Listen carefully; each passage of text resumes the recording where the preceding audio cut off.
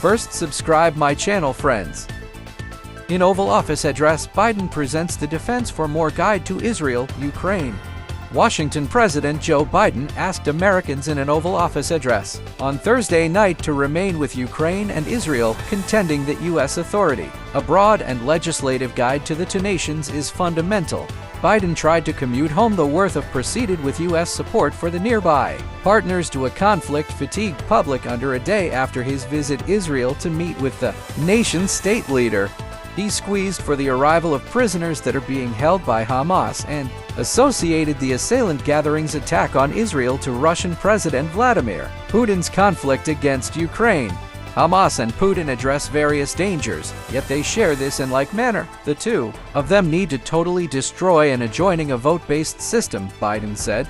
He added, "I realize these struggles can appear to be far away, and it's normal to ask, what difference does this make to America?" Talking from behind the Fearless Work area, the U.S. president said it is indispensable to America's public safety to keep despots and fear-mongers from spreading confusion and obliteration. They continue onward. What's more, the expense and the dangers to America and the world continue to rise, Biden said, on the off chance that we don't stop Putin's craving for power and control in Ukraine. He won't restrict himself to simply Ukraine. Biden will detail a solicitation to Congress on Friday to pay for additional weapons for Ukraine, purchase new hardware for the American military to supplant what it has sent Kyiv, and renew the Iron Vault Air Guard framework that safeguards Israel.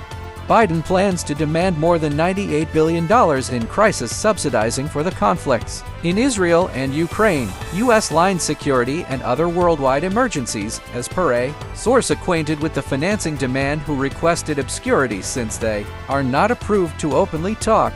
The source said Biden needs $60 billion for the conflict in Ukraine, with half of the cash going toward renewing U.S. military stores. Biden is additionally looking for $14 billion for Israel and $14 billion for the U.S.